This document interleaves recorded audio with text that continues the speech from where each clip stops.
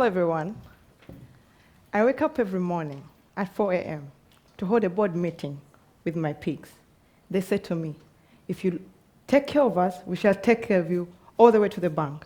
This I do diligently. And I pass on the same message to the rest of my community and thousands of farmers around Uganda who struggle to make a living from the small pieces of land that they own.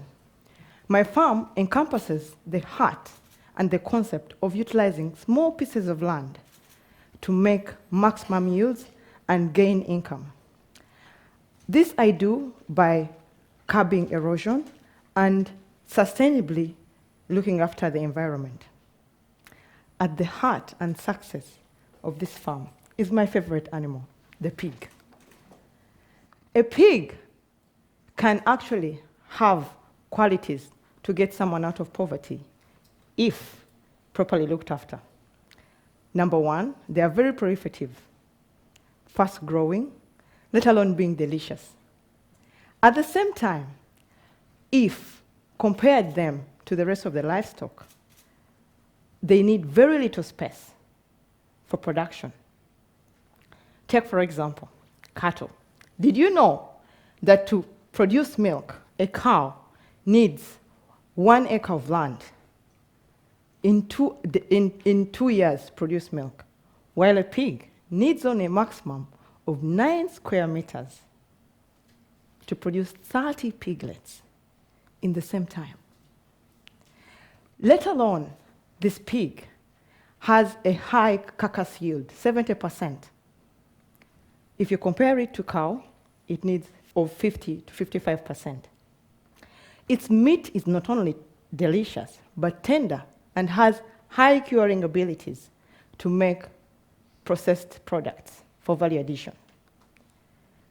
And the products are not only processed meat, but also making brushes from the hair, soap and lard from the fat, buttons from the hooves, and leather from the skin. Before I embarked on the piggery farming, I worked as a vet. And in my region, I noticed there was a lot of inbreeding, and farmers were not getting what they would get because of the inbreeding. So I decided if that I wanted to keep pigs, I needed good genetics. But alas, there were no good genetics in the country. The nearest was in South Africa. My husband and I sold a truck that used to earn us $100 a week to purchase a pig worth $4,000 from South Africa. Everyone laughed at us when they saw we were selling a truck for pig. I remember the bank manager raised her eyebrows when I told her the reason as to why I was wiring the money to South Africa. But anyway, 1 year down the road, I earned $12,000 from piglets that had been sired by this one boer.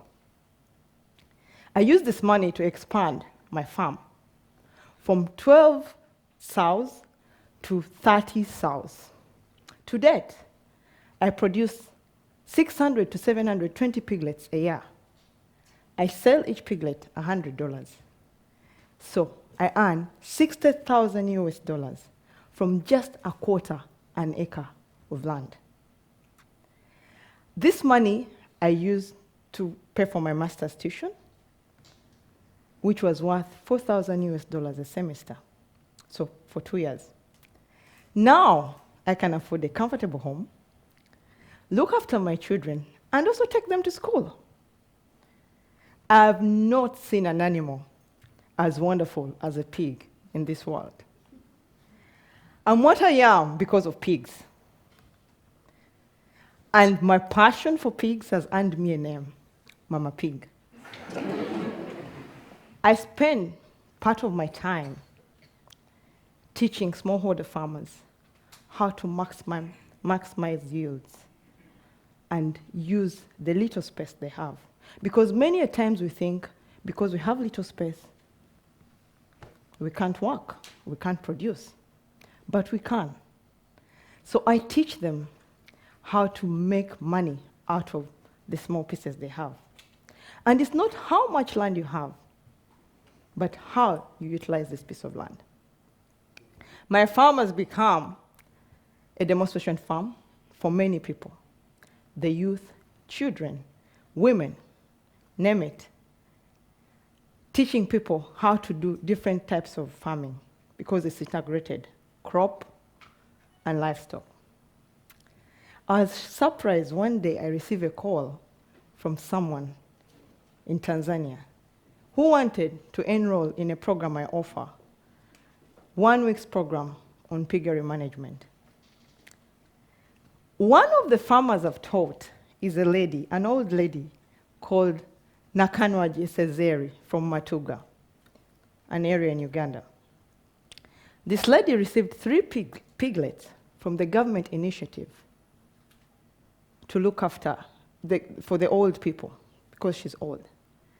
Now, right now she earns $200 in 2 months. It may seem little, but she can afford to live on $4 a day compared to the uncertainty of living on less than $1 a day she had before. She can buy medicines, look after herself without being a burden to her children. Once in a while, look after her grandchildren when they come to visit her. Oh, the joy of receiving a present from your grandma. Another lady called Nabanja, may the Lord rest her soul in peace, kept pigs when her husband died.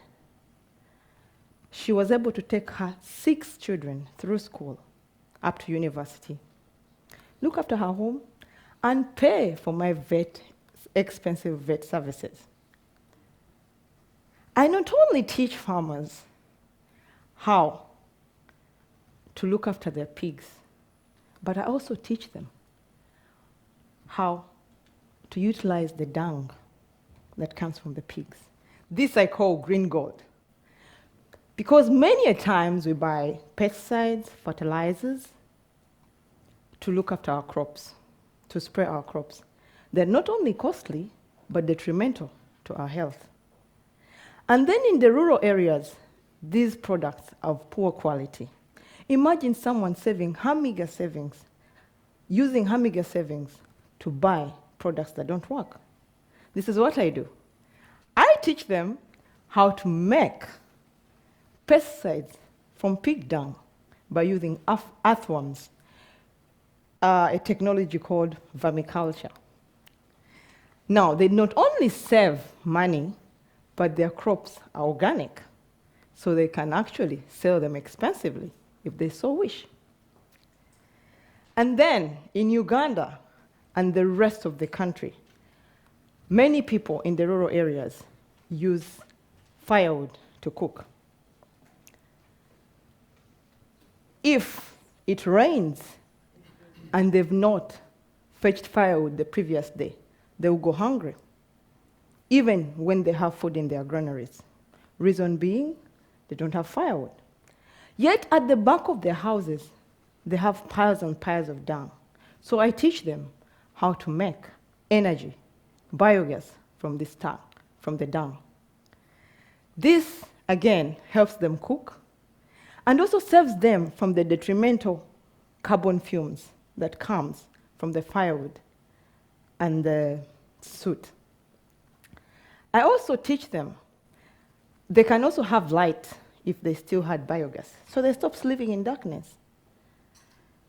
So the slurry that comes from the dung or the biogas goes back to the garden, so they don't have to buy fertilizers.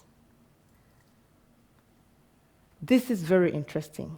So farming or pig farming is not only important to pig farmer, but to the environment and the world at large. This is because, again, in Uganda and most African countries, every household uses charcoal to cook. What does it mean? Cutting down trees. Cutting down trees brings drought and no rain. But if we use the biogas or the dung from animals to cook, then we won't cut down trees. What happens then? We have rain, and then we shall have developed the environment, made it better. In 2014, there was a Best Farmers competition where I emerged the fourth in the country. People were inspired by my story. The young and the old who thought pig farming and farming generally was dirty and wasn't payable started farming because they know we can make it. And I belong to a Pig Farmers Association where 90% of these people are less than 40 years old. So what does it mean? That we won't worry about the phasing ages of a farmer, because on an average farmer in Uganda is 55 years old. My husband and I are starting a school. It will actually start next year, if God wills. We are building a school that is going to teach sons and daughters of African farmers the three things that Africans have failed to teach their children: time management, the value of money, and the culture of saving through farming. Because we believe farming is the greatest timekeeper. In this generation, children think milk, poultry, vegetables, and fruits grow in refrigerators. So we need to teach these children at an early age. Catholics have a saying that if you give me your child at age 10 and he will die a Catholic, same to us if we teach these children at a tender age. They know that farming is not dirty, but is as a business. Then Uganda and the world will be a better place. Thank you.